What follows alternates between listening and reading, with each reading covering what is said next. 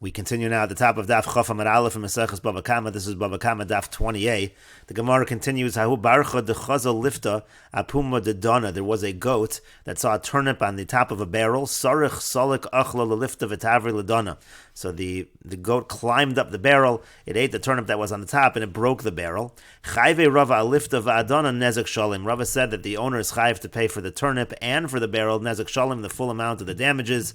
My time, what's the reason? Kevan de urche lemecha lelifta, because since it's normal for the animal to eat the turnip, urche nami lesuruche lemislak, it's also normal for the animal to claw its way up and to climb up to the top of the barrel.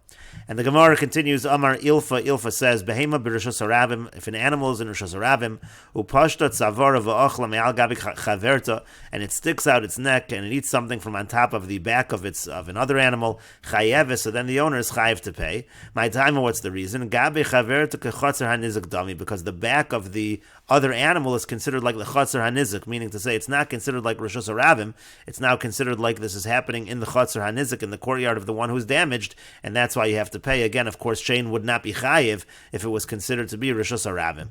And the Gemara continues, Lema Messiah, let's bring a support to what Ula said from the following brisa.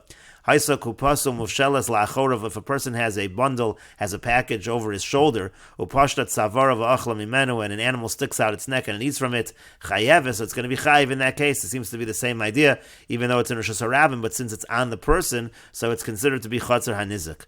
The Gemara says, no, it could be you can understand the brisa in a different fashion. Kedama Rav, it could be like Rava said in a different context, bekofetzets, that it's when the animal is jumping, meaning to say the animal is jumping, it's considered to be a shinoi, it's considered essentially to be a tolda of Karen and Chayiv and Rishos harabim. Hachanami here also could be bekofetzets. Here it could be in this brisa, the animal is jumping, and that's why there's a Chayiv of Chatzi Nezik in Rishos harabim. And the Gemara says, V'hecha itmar de Rava. Now where did Rava make his statement? Ahad Amar Rav Oshia. He made a statement on the following statement of Rav Oshia, because Rav Oshia said, Behema b'Rishos harabim, if an animal is in Rishos harabim, halcha v'achla patur, if it's walking and it's eating, it's patur. Amda v'achla, but if it's standing and it's eating chayeves, it's chayev. So ma'ishna halcha de orchehu, amda nami orchehu. What's the difference? If it's walking, that's normal behavior, and so that should be considered regular shein in Rishos harabim, it's patur. But also if it's standing, that's normal behavior, it should be considered shein in Rishos harabim, and it should be patur. Why is it chayev? Amar Rava. So in that context, Rava said bekofetzes, when we say amda, when we say that it's standing in Rishos harabim and it's eating, it doesn't really mean it's standing, it means it's jumping. That's a strange kind of behavior. It's a tolda of Karen, and the chiv is going to be chatzi nezek. And the Gemara continues, boy, Rabbi Zeir asks the following question. Misgalgel mahu, what if you have a situation where the item is rolling? What is the situation in such a case? And the Gemara says, what exactly is the case? What do you mean by misgalgel? The case would be that you have the amir, you have the sheaf of grain in Rishos HaYachid, misgalgel v'asim in Rishos HaYachid Rishos harabim, and it's rolling from Rishos HaYachid to Rishos harabim. Now the way Rashi understands, as we'll see in a moment, is that actually the animal is dragging it from Rishos HaYachid to Rishos harabim and eats it in Rishos harabim. So what would be the halacha in that situation? Rashi explains, the point over here is the animal is in Rishos harabim, the sheaf of grain is in the Rishos of the Nizik, and then it's rolling from Rishos HaYachid to Rishos harabim. What's the halacha? Basar achila azlin patur. Do we say that we follow where it was eaten? Meaning the animal is dragging it into the Rishos harabim and eating it in the Rishos harabim, so maybe we patur. Or basar the shakla le'azlin and v'chayeves. Or maybe we say no, it took it from a Rishos HaYachid, and therefore it's going to be chayev because it goes by where the food is taken from. Rashi says the same would be true in the reverse. Let's say the animal is in the Rishos HaNizik, and the sheaf of grain is in the Rishos harabim, and then the animal rolls it from Rishos harabim to Rishos HaYachid. If we're going to go by the area where it's being eaten, then it's going to be chayev. It's not in Rishos harabim. But if we're going from where it came from where the animal took it from, so patura, then we patur, because it started off in Rishos harabim. That's the question of the Gemara. And the Gemara says, Tashma, come and hear the following proof. The Tani Rabbi Chia, because Rabbi Chia taught, Masui miksaso b'fnimu miksaso b'chutz. Let's say you have a package, part of it is on the inside, part of it is on the outside. Achla b'fnim chayevetz, if the animal eats it on the inside, so then it's chayevetz, that's not Rishos harabim.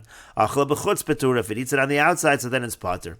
And so the Gemara initially says, my lav is it not? Misgalgel v'yasi, it's exactly our case. The animal is bringing it in to the area, is bringing it towards itself, and so that's exactly what the Bryce Brisa saying? The Brisa is saying, Achla b'fnim, if the animal drags it inside, it goes by where it's being eaten, then chayev. If the animal drags it outside, patura.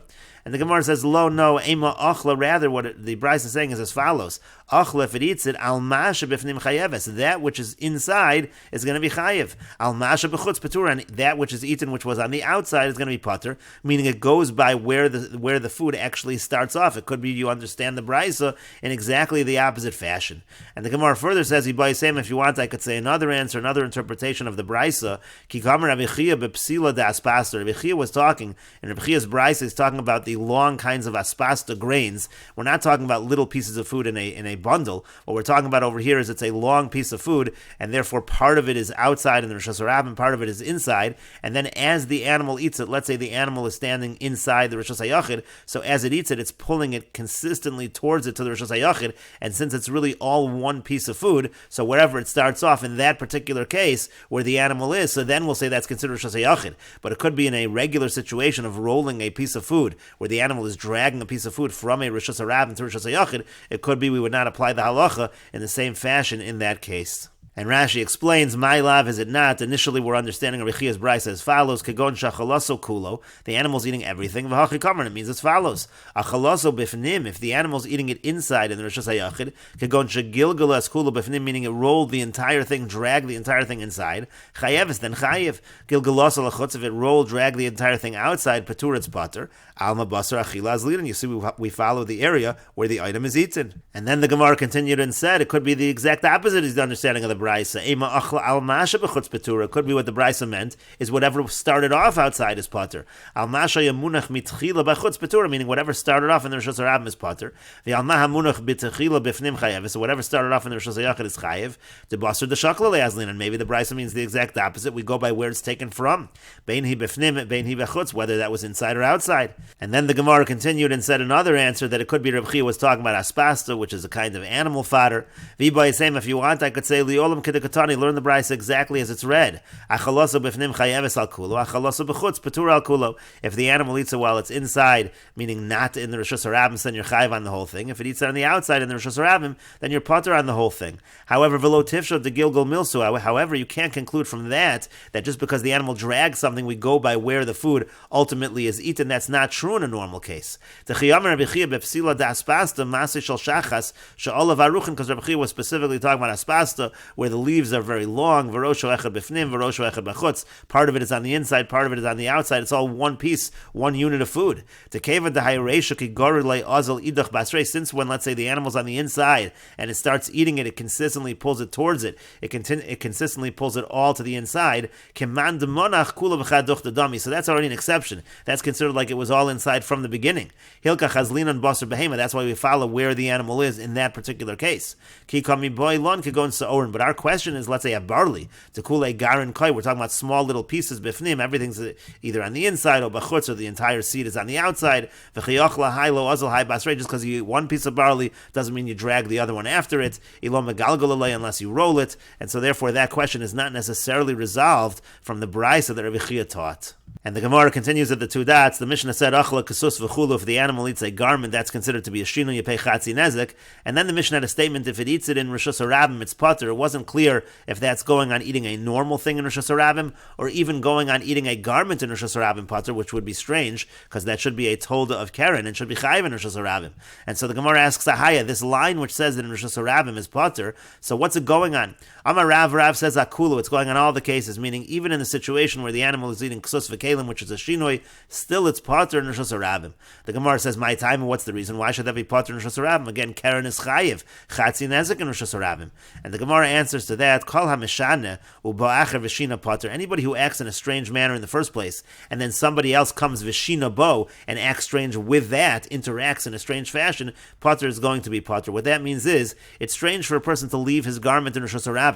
Now an animal comes along and eats it, does a strange thing and eats that garment in Rosh Hashanah. So in that situation, the owner of the animal is going to be pater, not because Karen is pater in Rosh Hashanah, but because leaving the garment in the first place in Rosh Hashanah is a careless action. That itself is a shinoi, and therefore the owner of the animal is going to be pater. Ushmuel Amar, and Shmuel says, Lo shanu ala peiros v'yirakos. It's only true by fruits and vegetables. There's a patur of shein in Rosh Hashanah. Aval ksus v'kelim chayeves. But if the animal is eating garments or vessels in Rosh Hashanah, it's chayev, because again it's a told of Karen, and according to Shmuel, a told of Karen is chayev in Rosh Hashanah. V'chein Amar Reish Lakish Akulu. Reish Lakish agrees with what we first said, that it's going on all the cases, meaning Reish Lakish agrees with Rav that even when it comes to ksus and kelim, there's a patur in Rosh Hashanah. V'yaz the Reish Lakish l'taimin. Reish Lakish follows his opinion somewhere else. The Amar Reish Lakish, because Reish Lakish says shtei paros b'Rosh Hashanah. Let's say there are two cows in Rosh Hashanah. Achas revutza, one of them is crouching down. V'achas mehaleches, and one is walking. Ba'ata mehaleches b'revutza patur. If the one that's walking kicks the one that's bending down, so he's patur. And the idea is that the one that's revutza is acting in a strange manner, and therefore the owner of the other animal is not chayev. Revutza b'mehaleches chayeves. But if the revutza kicks the one that's walking, the mehaleches is acting normal, and then the revutza goes ahead and kicks it, so then it's chayev. So you see, Reish Lakish says the same idea, that if the nizik is already acting in a strange fashion, then there's a patur for the mazik. For Rabbi Yochanan Amar, Rabbi Yochanan says, Lo shanu ala peiros v'yirakos. The patur in Rosh Hashanah is only by fruits and vegetables. Aval ksus v'kelim chayeves. But by garments or by vessels, it'd be chayev in Rosh Hashanah. The Gemara says, Leimer Rabbi Yochanan lesle the Reish Lakish afilu b'shtei paros. Let us suggest that Rabbi Yochanan disagrees with Reish Lakish in what he said in terms of the two cows as well. If he disagrees in terms of the ksus and the kelim, so maybe he disagrees by the case of the two cows. And the Gemara says, Lo no liolam isle. It could be that he really agrees with Reish Lakish, that if the nizik acts in a strange fashion, there is a patur. However, ksus, when it comes to a garment, it's not such a strange thing to do. Avdi inchi de manchi glimu mitpachi. Sometimes a person will put down his garment and he'll rest a little. That's not a strange thing to do. Aval behema lav orcha. But for an animal to be crouching in the middle of the Rosh Hashanah, that's strange. And so it could be that in principle, Rabbi Yochanan really does agree with Reish Lakish. And the Gemara continues, Vim nenis mishalemes v'chulu. Then the Mishnah said, in a situation where the shein is patur in Rosh Hashanah, but if the animal did derive some benefit from eating whatever it ate in Rosh Hashanah, you do have to actually pay at least for that benefit, even though you're not paying for the full damages, but you have to pay for the benefit. And the Gemara says, V'kama, the Gemara says, well, how much do you pay? Meaning to say, how much is paid, how much benefit is the animal really getting when he's eating this item in Rosh Hashanah? And there's a machlokas amoraim on this. Rabba Amar Demei Amir. Rabba says that the amount you pay is Demei Amir. What that means is it's the amount of straw that the animal would have eaten. That's the cheapest kind of food you could have given. You only have to pay for that amount. Rashi says Demei Amir Shem Achlas Sa'orin Kadeis V'Yasa. Meaning, let's say the animal ate barley enough to satisfy it. Eino Meshalim Lo L'Damim Sheyatzarach Litain Bekashinu V'Teven La'Achila. You only have to pay the value. How much would it have cost to fill this animal and to give it enough straw that it would have been satisfied? Because the person can say, the mazik can say, look, you didn't have to. It's not something you didn't have to eat it. I didn't have to feed my animal barley. I could have given it straw. And so therefore the mazik can say the amount of benefit I got wasn't the value of the barley. It's just the equivalent in terms of straw. That's what Rava says. Rava says, Demei Sa'orim Bizol. At the end of the day, the animal did eat barley, so you have to pay for barley, but you don't have to pay for the highest price barley. You pay for barley at the cheaper rate. Rashi says the cheaper rate is 2/3 of the market value, so you just have to pay essentially for a cheaper rate of barley. And the Gemara says, Tanya Kavase de Rabba, Tanya Kavase de Rava. We have a brisa that supports Rabba, and we have a brisa that supports Rava. Tanya Kavase de Rabba, we have a brisa that supports Rabba. Rabbi Shimon ben Yochai Omar, Ein Mishalem Esalat Mei Omar Bilvad. Rabbi Shimon bar Yochai says you only pay in the value of straw. Tanya Kavase de Rava, we have a brisa like Rava. Nenis Mishalem Es Mashenenis. It says in this brisa, if the animal gets benefit, you pay the amount of the benefit. Ketzad, how so? Achla kavo kabayim, if it eats a kav or two calves. Ein omrim tashalim domain. You don't say you have to pay for the whole value. Ela omdin, rather we evaluate Kamma Adam rotzel lahachil evemto davar haroila afal pisheinu ragel. How much would a person spend to feed his animal something that's fit for it, even though it's not something the animal normally eats? Lefikach, therefore, achla chitin or davar harala. If the animal eats something that like wheat or something that's really bad for it, patura, then you'd be totally patur. But again, here you see according to this brisa that you're evaluating according to the food that was given. But how much would a person really be willing to spend to give an animal that kind of food? And the Gemara continues, Amalei Rav Chisda l'Rami bar Chama. Rav Chisda said to Rami bar Chama, Lo haves gabon be'ursa b'tchuma. You weren't by us in the evening within the tchum. Some say this means to say within the tchum. You weren't close enough to us on Shabbos to be able to be by us. Some say tchum means the Beis Medrash, because the Beis Medrash also was located a little bit outside the area of the tchum, but you weren't with us. The iboilan mili me'al yasa, because we asked some good questions over there. You weren't by us when we asked these good questions. Amar, so Rami bar Chama said, my mili me'al yasa, what were these good questions that you asked? Amar Leiser of Chissa said to Rami Bar Chama, Hadar b'chatzar chaver shalom idaito.